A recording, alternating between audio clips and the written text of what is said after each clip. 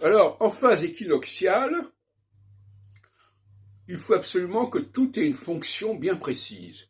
La phase équinoxiale est une fonction, je dirais presque mécanique, c'est-à-dire ce sont des rouages d'une horloge. Il faut que chaque catégorie identifiable et identifiée ait une fonction particulière, qui n'est pas la fonction d'un autre groupe qui aurait un autre profil. Donc là, il y a une spécialisation des populations. On n'est plus du tout dans la phase solsticiale où les populations sont interchangeables. On prend un homme, on prend une femme, on prend un homme ou une femme, on est dans la parité, etc. Ça ne fonctionne pas en phase équinoxiale.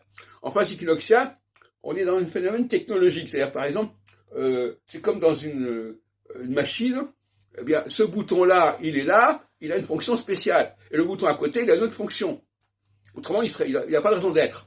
Ce qui n'a pas de raison d'être, de fonction spécifique, n'est pas recevable en phase équinoxiale.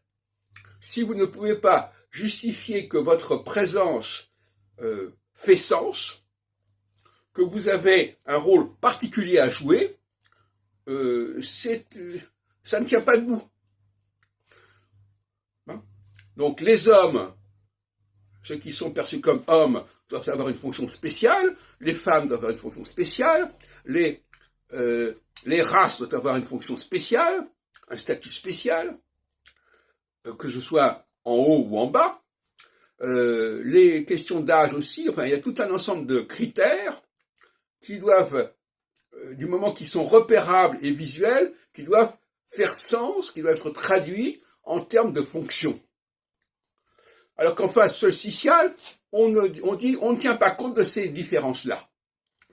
Donc ce qui est intéressant, c'est que en phase équinoxiale, on ne tient pas compte des structures juridiques, et en phase équinoxiale, on ne tient pas compte, non, en phase équinoxiale, on ne tient pas compte des structures, et en phase solsticiale, on ne tient pas compte des structures naturelles, anatomiques, biologiques.